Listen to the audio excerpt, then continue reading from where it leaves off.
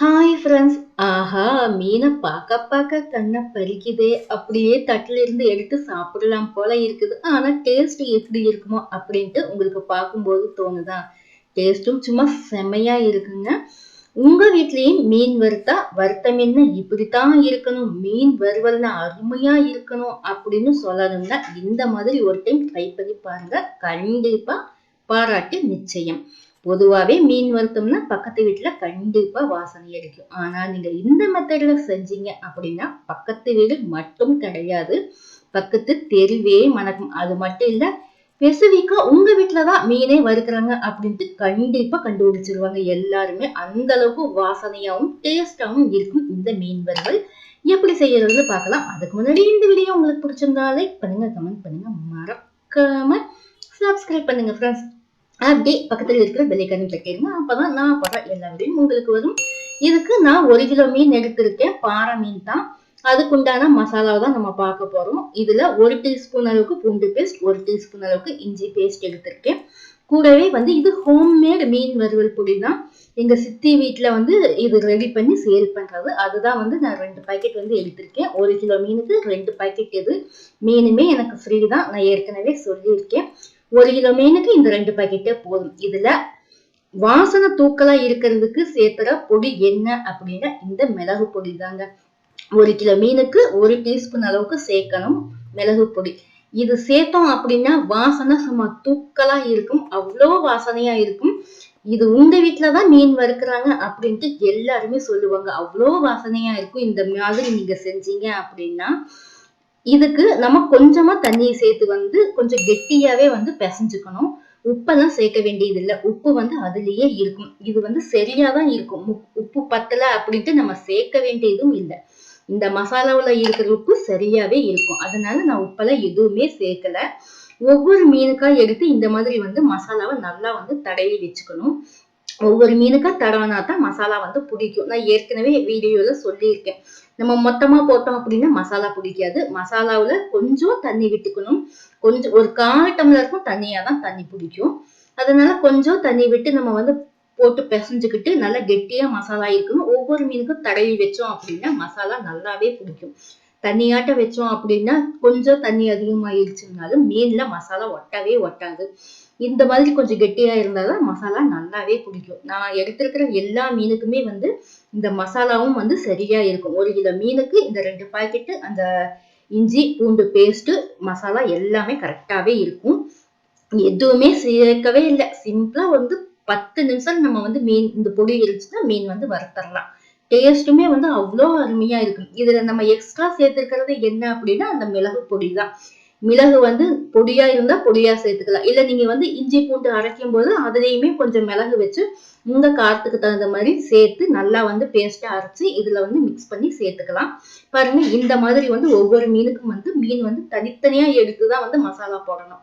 போட்டு இந்த அளவுக்கு வச்சுக்கணும். இதை வந்து நம்ம வந்து மசாலா பிடிக்கிறதுக்கு நம்ம வந்து வச்சிடலாம். நான் வந்து கொண்டு போய் ஃப்ரிட்ஜ்லயே வச்சுட்டேன். ஒரு 1 மணி நேரம் நான் வச்சுட்டேன். நம்ம வேணுங்கிறப்ப நம்ம வந்து எடுத்துக்கலாம் அப்படின்ட்டு ஃப்ரிட்ஜில் வச்சுக்கிட்டேன். எப்பவுமே பார்த்தீங்கன்னா பாருங்க, ஃப்ரிட்ஜில் இருந்து நான் எடுத்துட்டும் பண்ணிட்டேன். எப்பவுமே வந்து மசாலா போட்டு நம்ம வந்து மேக்னேட் பண்ணி வைக்கிற பொருளுக்கு உப்பு வந்து கம்மியா தான் சேர்க்கணும். நீங்க மேக்னேட் பண்ணும்போது உப்பு வந்து அதிகமா ஆயிரும். அதனால பார்த்து உப்பு சேர்த்துக்கோங்க. எண்ணெய் வந்து நல்லாவே காஞ்சிருச்சு. நல்லா காஞ்சதுமே வந்து 2 மீன் தான் பிடிக்கும். அதுல 2 மீன் தான் நான் போட்டுருக்கிறேன்.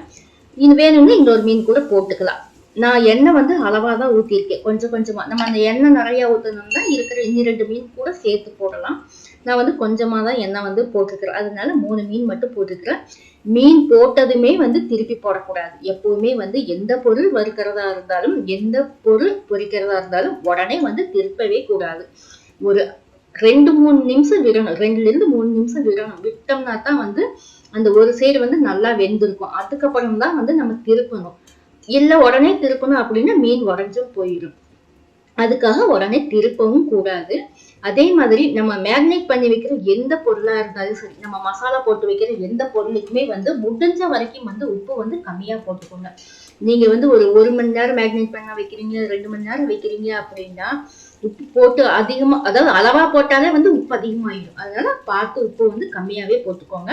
பாருங்க, நல்லாவே வந்து மீன் வந்து அப்படியே வறுத்து வந்துருச்சு. சூப்பரா இருக்குது பாருங்க. கலர் உங்களுக்கு பார்க்கும்போதே தெரியும். அவ்வளோ அருமையா இருக்கும். கொஞ்சமும் மசாலாவும் உதிரல.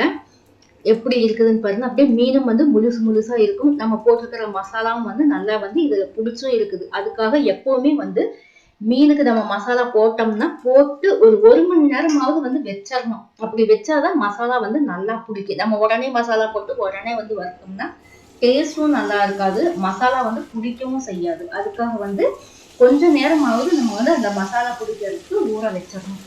அதுக்கு வேணும்னா நம்ம ஃப்ரிட்ஜில் கூட வச்சிடலாம். அது ஒன்றும் தப்பு கிடையாது.